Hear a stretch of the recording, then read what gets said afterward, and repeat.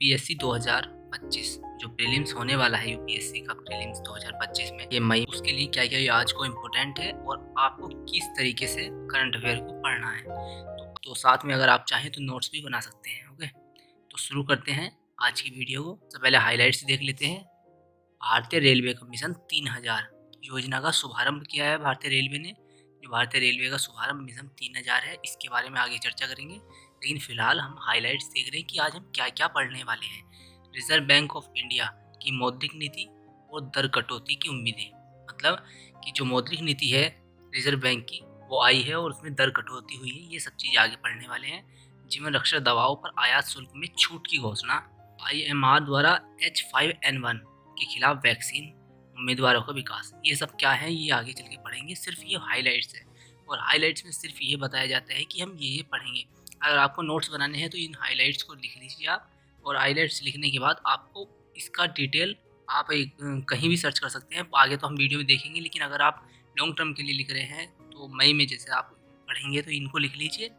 और इनको अगर रिमेंबर करना है तो रिमेंबर करने के लिए आपको क्या करना होगा, गूगल पे जाना है और इसको टॉपिक को लिख देना है। ये पूरा एक आर्टिकल आ जाएगा और आर्टिकल से आप इसको पढ़ लेंगे। ठीक है, तो इस टाइप से पढ़ेंगे। और अभी चीनी एक एप्लीकेशन AI बनाया है चीनी ने, डीप सीक जिसे कहा जाता है, उसने पूरी दुनिया में तहलका मचाया हुआ है, उसके बारे में भी पढ़ेंगे। तो शुरू करते हैं। पहला टॉपिक भारतीय रेलवे। पहला टॉपिक हमारा है भारतीय रेलवे का मिशन 3000 शुभारंभ योजना का। भारतीय रेलवे का मिशन 3000 योजना का शुभारंभ, मतलब कि भारतीय रेलवे ने मिशन 3000 लॉन्च किया है। उसमें क्या क्या है सारी डिटेल हम देखते हैं। भारतीय रेलवे ने अपनी माल ढुलाई क्षमताओं को बढ़ाने के लिए, माल ढुलाई मतलब आपने मालगाड़ी देखी होगी, तो मालगाड़ी में आपने देखी होंगी 10 डिब्बे, 15 डिब्बे, 20 डिब्बे, तो उनमें कुछ माल जाता है 1000 कुंटल, मान लीजिए 1000 टन माल अब जाता है, तो उसको बढ़ाने के बाद 3000 टन करने का ऐसी क्षमता है। लेकिन अभी माल ढुलाई को बढ़ाने के लिए मिशन 3000 योजना शुरू की गई है, जिसका लक्ष्य 2030 तक 3000 मिलियन टन, मतलब भारतीय रेलवे ने अपनी माल ढुलाई क्षमताओं को बढ़ाने के लिए मिशन 3000 लॉन्च किया है। मतलब कि जो हमारी रेलवे की आप क्षमता है, वर्तमान क्षमता माल ढुलाई की, उसको बढ़ाने के लिए योजना शुरू की गई है, जिसका लक्ष्य 2030 तक 3000 मिलियन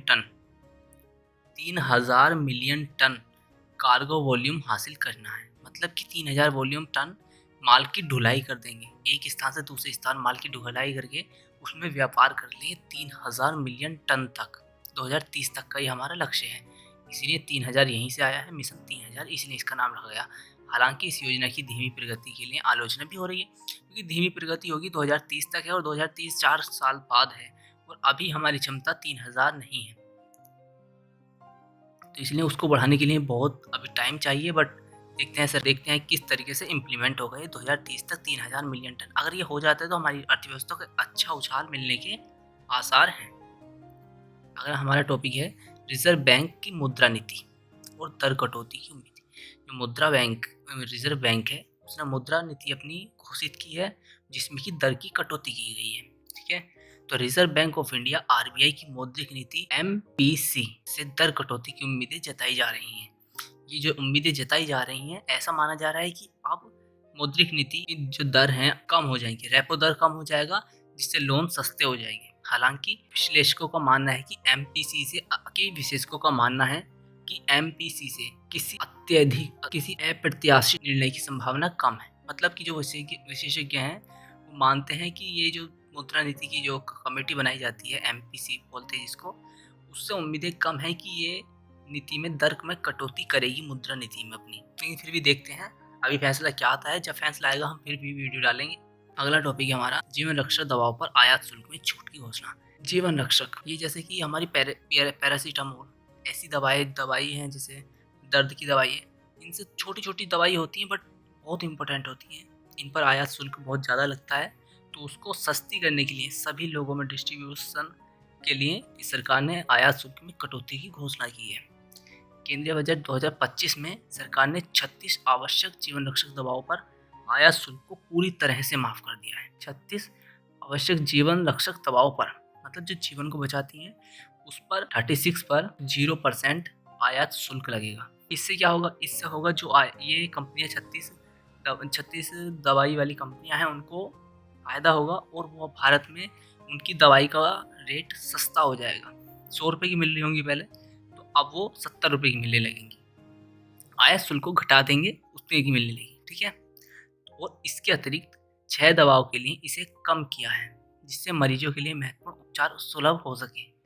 उपचार की हमारा एक मौलिक अधिकार भी है, स्वास्थ्य का अधिकार हमारा। तो स्वास्थ्य के अधिकार के अंतर्गत सभी लोगों को स्वास्थ्य भी डिस्ट्रीब्यूट होता है बिना किसी भेदभाव के। तो ये कदम उसी के लिए उठाया गया है, ये सभी के लिए, ये देखिए ये लिख रहा, उपचार सभी के लिए सुलभ होना चाहिए ताकि सबकी उस तक पहुंच हो। अगला पढ़ते हैं। अगला है अपना H5N1 ICMR द्वारा। ये एक बार याद रख लेंगे आप, ICMR, क्योंकि छोटे वाले एग्जाम SSC के वनडे एग्जाम में पूछ लिया जाता है कि H5N1 के खिलाफ वैक्सीन जो बनाई है वो किसने बनाई है। तो ICMR ये संस्था है जो कि वैक्सीन बनाती है, दवाई बनाती है, तो उसने ये बनाया है।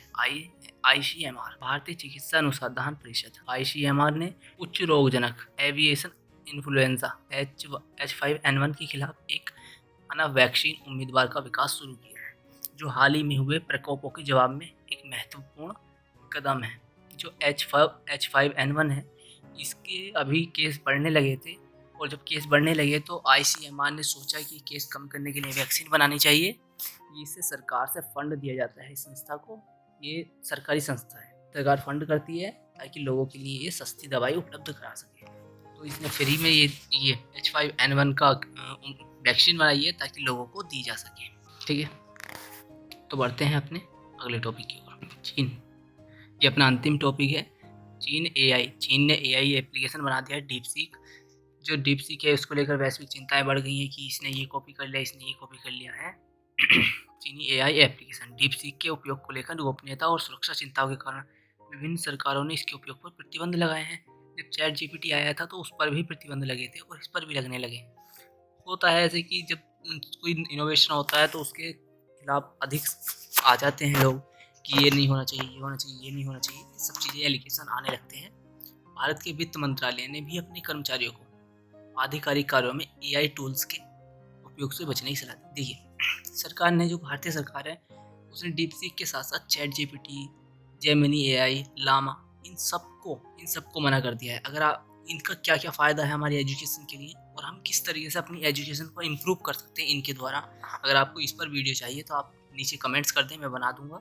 और अगला वीडियो इसी पर टॉपिक पर आने वाला है। और अभी देखते हैं करंट अफेयर में, देखते हैं अभी DeepSeek के बारे में बताया। अगर आपको इनकी सबकी पूरी जानकारी चाहिए, जितने भी आर्टिकल मैंने आपको दिए हैं, तो आप हमारी वेबसाइट पर जा सकते हैं upscjon.in, इस पर जा सकते हैं और डिस्क्रिप्शन में भी लिंक दिया हुआ है। इन सारे टॉपिक्स को आप विस्तार से वहाँ पर पढ़ सकते हैं, एकदम फ्री, बिना किसी चार्ज के। ओके, तो थैंक यू फॉर वीडियो पूरी देखने के लिए, धन्यवाद। आपका दिन शुभ हो, और डेली इसी टाइम वीडियो पाने के लिए हमारे सब्सक्राइब कर दें, बेल आइकन को भी दबा दें ताकि नोटिफिकेशन मिल जाए और अपना पूरे दिन का करंट अफेयर 7 बजे तक कंप्लीट हो जाए। हम डेली 7 बजे लाएंगे वीडियो। थैंक यू, मिलते हैं कल।